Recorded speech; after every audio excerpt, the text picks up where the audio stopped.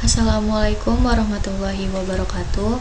Perkenalkan, nama saya Felinda Sari, NPM 23411103 dari kelas manajemen 23A, Fakultas Ekonomi dan Bisnis, Universitas Teknokrat Indonesia. Pada kesempatan kali ini, saya akan menerangkan materi tentang surat bisnis. Pengertian surat dan surat bisnis. Surat adalah sarana yang digunakan untuk menyampaikan informasi tertulis oleh suatu pihak kegiatan pihak lain yang berkaitan dengan kegiatan bisnis maupun non-bisnis. Surat bisnis adalah surat yang digunakan orang atau organisasi untuk menyampaikan informasi tertulis dalam kaitannya dengan penyelenggaraan kegiatan bisnis. Fungsi dari surat bisnis sendiri, yang pertama, surat bisnis berfungsi sebagai wakil atau duta bagi pengiriman surat dalam kaitan dalam dunia bisnis. Surat bisnis berfungsi untuk membawa pesan-pesan bisnis dari pengirim pesan kepada pihak lain. Yang kedua, alat untuk menyimpan pemberitahuan, permintaan, dan permohonan, buah pikiran atau gagasan yang berkaitan dengan masalah-masalah bisnis, misalnya surat pemesanan produk, surat penagihan produk baru, dan lain-lain. Yang ketiga, alat buku tertulis atau dokumen tertulis, misalnya surat perjanjian jual beli, surat perintah kerja, surat kerjasama, dan lain-lain. Yang keempat, alat untuk mengingat, misalnya surat bisnis yang diarsipkan. Pada saat dibutuhkan, surat-surat tersebut dapat dilihat dan dicek kembali untuk mengingat berbagai kegiatan yang telah dilakukan masa lalu atau sebelumnya. Bagian-bagian dari surat bisnis, yang pertama, kepala atau kop surat. Yang kedua, nomor meliputi nomor, urut atau kode, atau intern, atau bulan, atau tahun pembuatan. Yang ketiga, tanggal. Yang keempat, hal dan perihal. Yang kelima, alamat tujuan. Yang keenam, salam pembuka. Yang ketujuh, isi surat. Yang kedelapan, salam penutup. Yang kesembilan, nama organisasi atau unit organisasi yang mengeluarkan surat. Yang kesepuluh, nama penanda tangan. Yang kesebelas, jabatan penanda tangan. Yang kedua-belas, lampiran. Dan yang terakhir, inisial pengosep dan pengetik. Prosedur surat bisnis. Yang pertama, prosedur bisnis merupakan rangkaian tahapan tertentu yang dilewati perilaku transaksi bisnis, yaitu berkenalan, permintaan penawaran, menawarkan, memesan, dan mengirim pesanan sebelum sampai ke puncak kegiatan bisnis. Yang kedua, puncak kegiatan bisnis adalah transaksi, yaitu terjadi kesepakatan jual beli yang ditandai oleh penyerahan barang atau dilakukannya aktivitas jasa oleh penjual dan penyerahan uang sebagai nilai tukar oleh pembeli. Yang ketiga, pemeran utama dalam kegiatan bisnis yaitu penjual dan pembeli. Macam-macam dari surat bisnis. Yang pertama, surat perkenalan adalah surat dari penjual kepada calon pembeli yang bermaksud memperkenalkan perusahaan, barang, atau jasa. Di dalam surat perkenalan telah ada unsur penawaran yang sifatnya terselubung atau implisit.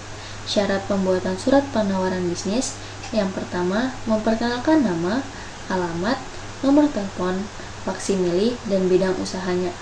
Yang kedua, manfaat barang atau jasa yang diperkenalkan. Dan yang terakhir, harus dapat meyakinkan pembaca bahwa barang yang diproduksi berkualitas baik dan telah banyak dipakai.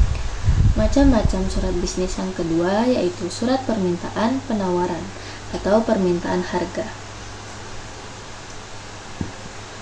Adalah surat yang isinya meminta kepada penjual atau produsen untuk menyampaikan penawaran atau daftar harga yang akan dibeli oleh pembuatan surat, yaitu perlu diperhatikan dalam membuat surat permintaan penawaran. Yang pertama, menetapkan jenis barang dan kapan barang tersebut diperlukan atau bentuk layanan jasa yang disampaikan oleh penjual. Yang kedua, menanyakan syarat pembayaran, syarat penyerahan, potongan harga, dan garansi yang diberikan. Yang ketiga, cara mengirim barang. Yang keempat, meminta daftar harga atau katalog, brosur, dan simpel.